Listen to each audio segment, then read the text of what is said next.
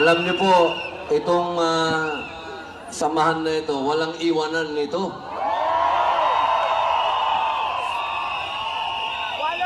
Ako po, katulad po ng sinabi ni Tatay Digong, ang kaibigan, kaibigan yun. Yun.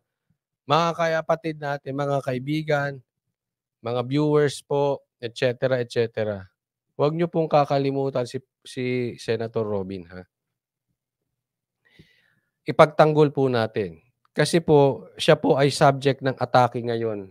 Alam niyo naman, basta nanindigan ka sa Duterte, kasama ka sa project nila. Yung mga bayarang vloggers na nagre-recruit ng babayaran ding vloggers, yan ang tinatarget.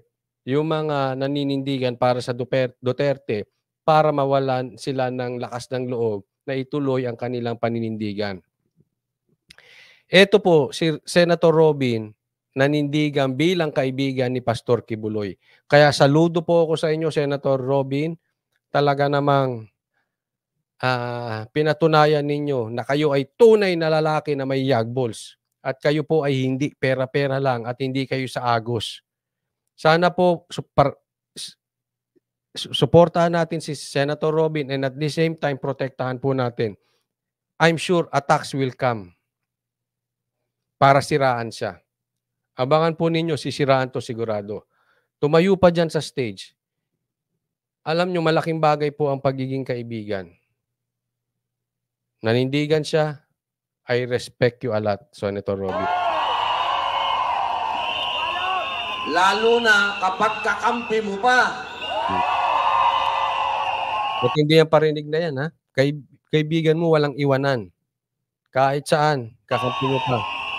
Hindi ko po makakalimutan ang ibinigay sa aking suporta, unang-una, ni Pastor Kibuloy.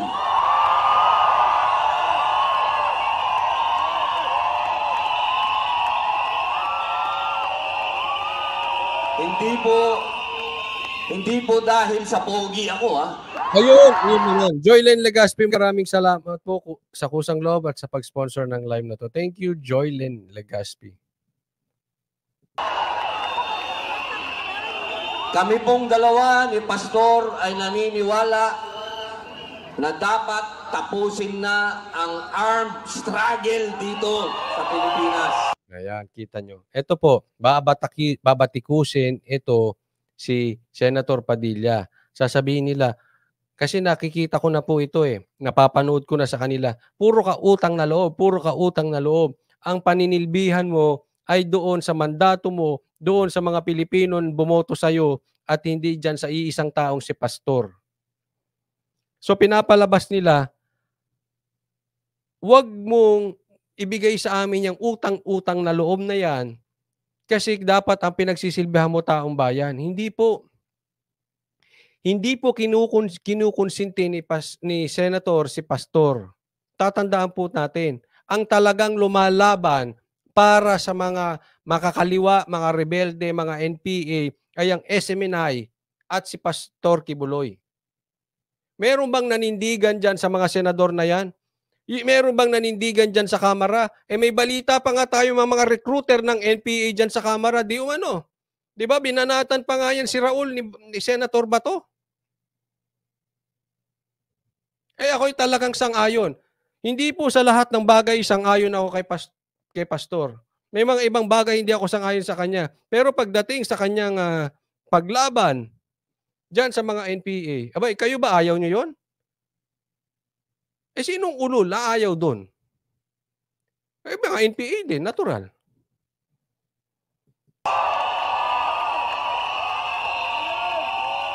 Katulad po ng sinabi ni Tatay Digong, ang kailangan natin sa bansang ito ay law and order. Pag may NPA, magulo. Pag may makakaliwa, magulo. Peace and order, wala.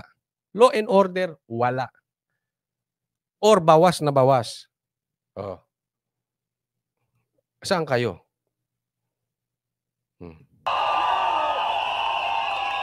At iyan po ang ipinaglaban ni Pastor Kibuloy.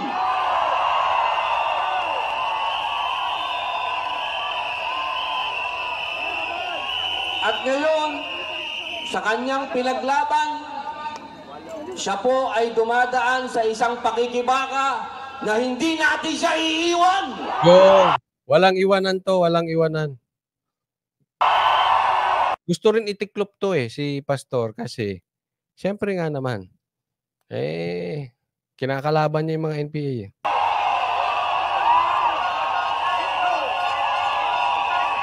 Hindi natin pwedeng iwan ang taong nagsakripisyo sa bayan. Correct! Pero huwag niyo pong kakalimutan subscribe. Doon sa mga hindi ka pa po subscriber, subscribe po kayo kay Coach Oli. Ito tunay naman may sakripisyo si Pastor Di ba? I mean, hindi naman siya kandidato. Pero tumutulong. Diba? Yung mga politiko nga, hindi tumutulong sila may pakinabang. Pastor Kibuloy, may pakinabang ba dyan kung kalabanin niya yung mga yan? Birahin niya sa kanyang istasyon. Tapos ginigipit ng SMNI.